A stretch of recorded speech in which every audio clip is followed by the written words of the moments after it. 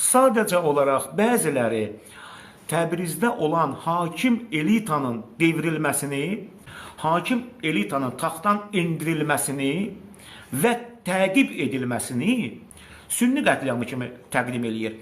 Halbuki Şah İsmailə qarşı olan hakim elita Xristiyan da olsaydı təqib olunacaqdı, Şiə də olsaydı təqib olunacaqdı, nə bilim Sünni də olsaydı təqib olunacaqdı və sair dindən də olsaydı təqib olunacaqdı.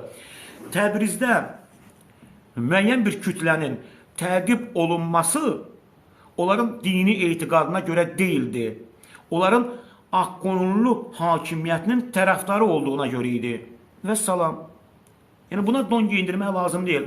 Ona qalsa Şah İsmail Ərzincana gedəndə, Ərzincan Qarabağda Şah İsmailin qabağın Qaraqoyunlular da kəsmişdi. Qaraqoyunlu tayfası. Onlar da Şiə idilər. Şah İsmaili öldürmək istəyirdilər. Yəni bir məsələyə durub din gözü ilə, məzhəb gözü ilə baxmaq vallahi billah səviyyəsizlikdir.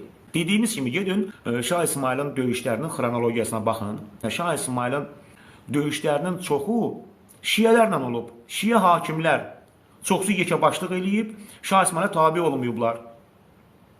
Yəni Şah İsmailin ən qəddar yürüşləri İran ərazisində olan Şiələr üzərinə olub. Yəni bu tarixi aksiomadır.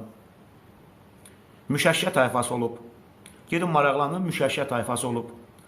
Onlarla Xuzistanda, Luristanda, Gilanda, Mazandaranda,